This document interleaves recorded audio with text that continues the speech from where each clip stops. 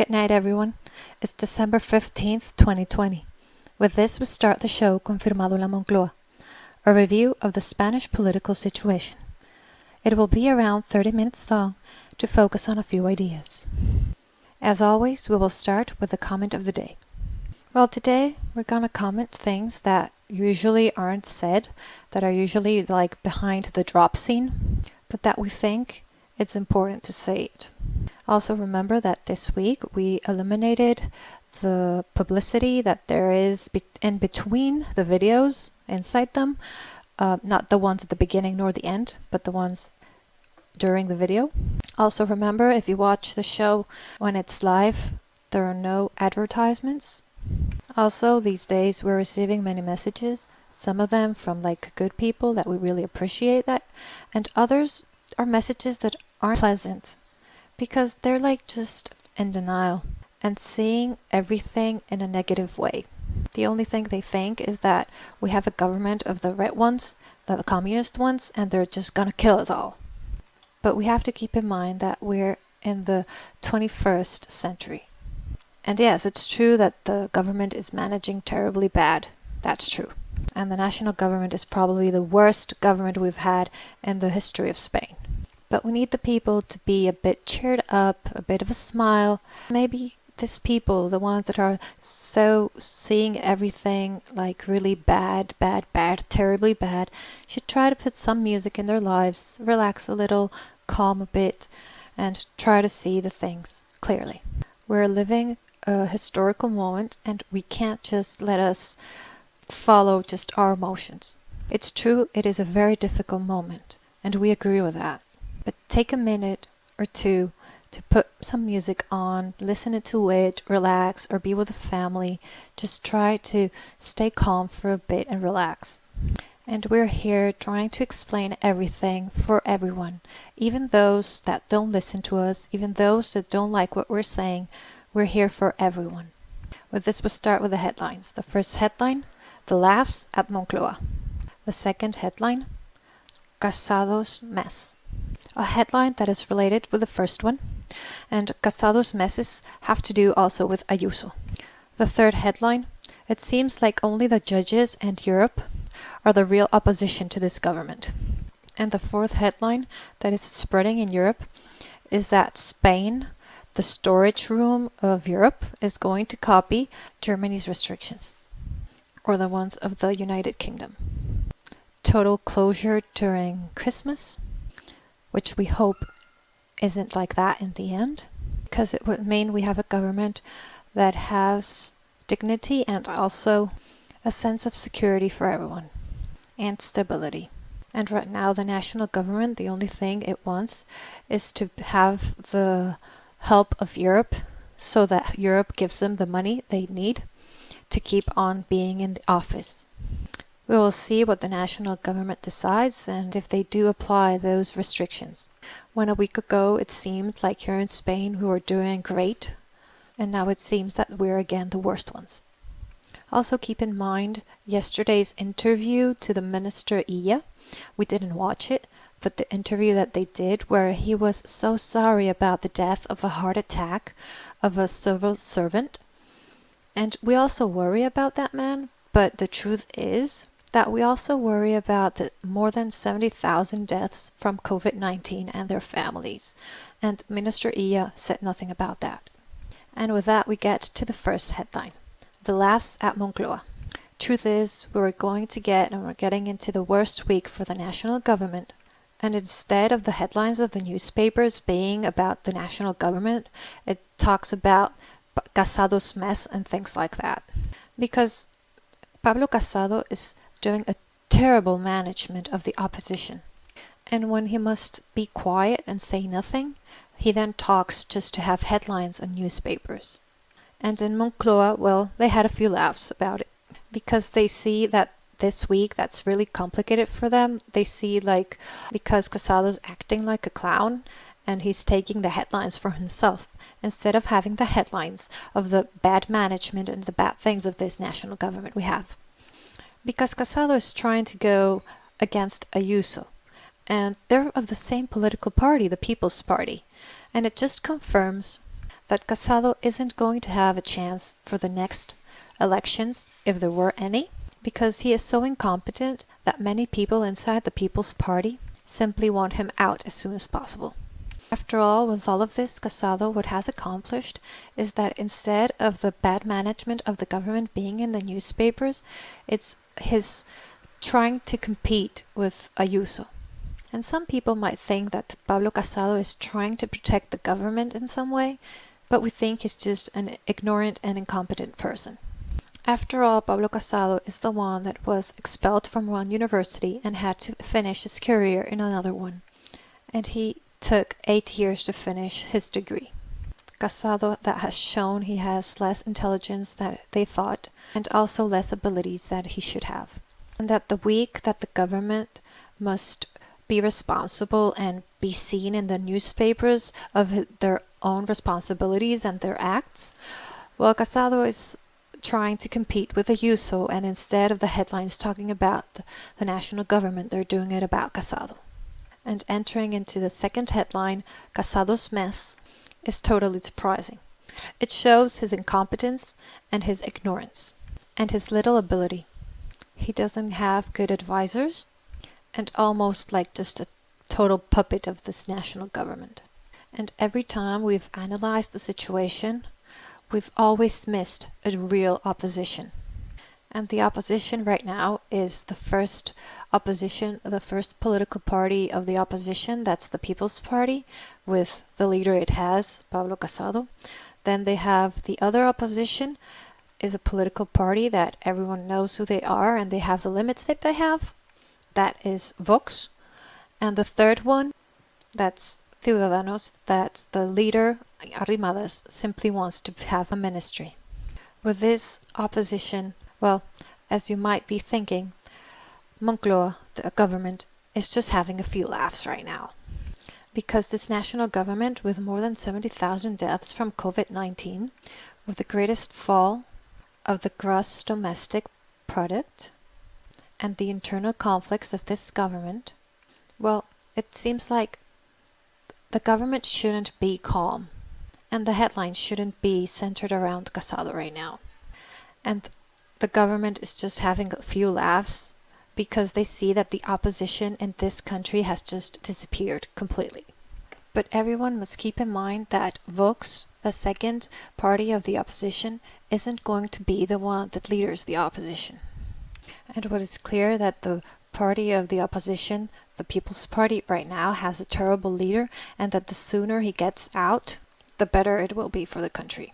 Because without an opposition, a real one, changes are really complicated to accomplish. And in this country, it seems that the opposition is just there to just have a salary and to just stand out sometimes in headlines, newspapers, and the media. Because they're not here to manage the citizens, and less to be a wall for this national government that we have. And that is a really big problem. With that, we enter the following headline, that the only real opposition in this country are the judges and Europe, at least right now. The judges do know their responsibility, and here we do criticize judges, but we criticize the political judges, not the judicial power. For example, we criticized the Constitutional Tribunal. And after all, the judicial power is the third power of the country, and it has to have its responsibility and act according to it. And for democracy to still be here in Spain, to stay real, we need the separation of powers. And that is where the judges have a fundamental role. And we're talking about the judicial power in itself, not just a particular judge. And the judicial power, what they must do, after all, is to apply the law without delay. And remember that the judges are independent. They are even independent of the district attorney, because the district attorney could have a suggestion or say something that they would want, but the judges decide what they think according to law. And we do need that judicial power to stay independent, because with the opposition that we have that is not acting and not doing its work, we're just totally left alone. And to mend the leader of the opposition and change it and do a change in the political party of the opposition, in this case the People's Party, it's not something you do in 24 hours. Because everything takes its time. And the other opposition to the national government is Europe. And the truth is that Europe also has its own problems. Problems like not only the COVID-19, but also economical and of management. Because after all, we're in a really complicated moment right now. And the restrictions that Germany and the United Kingdom that are going to be applied for Christmas, and that some think that Spain might apply them too, as a political method to have Europe happy, since Europe is the one that has the money to help us here in Spain, so that the national government can stay longer in office and keep the power. Because the national government here, Pedro Sánchez and Pablos Iglesias, are using the pandemic as a political method instead of a sanitary one. When a week ago, we were like if everything was just controlled and we were like the best country controlling the pandemic, and now we are just a total mess and the worst of all again. After all, this is a virus and it doesn't change in 24 hours. And it seems that the restrictions that are going to be applied in Germany and also in the United Kingdom and in the Netherlands and probably in Italy is going to be also applied here in Spain. And if that happens, we have to see what the third power of this country does to protect its citizens. Because if this government lied saying that the deaths started in March, and it didn't, it started before, in January, and if the government lied saying in June, July, that it was all under control and it was all finished, the pandemic had finished in Spain, and if the government also lied saying that when the vaccine arrives here in Spain, everything is going to be all right the next day or so, well, it's obvious that with public money, you can't just lie so viciously. And for that we have the judicial power. Because other countries like Germany or others have committed errors, but they probably haven't lied. And that is a very important difference. Because in politics, a lie isn't the path to go. So we will have to stay vigilant to how the national government reacts the next few days.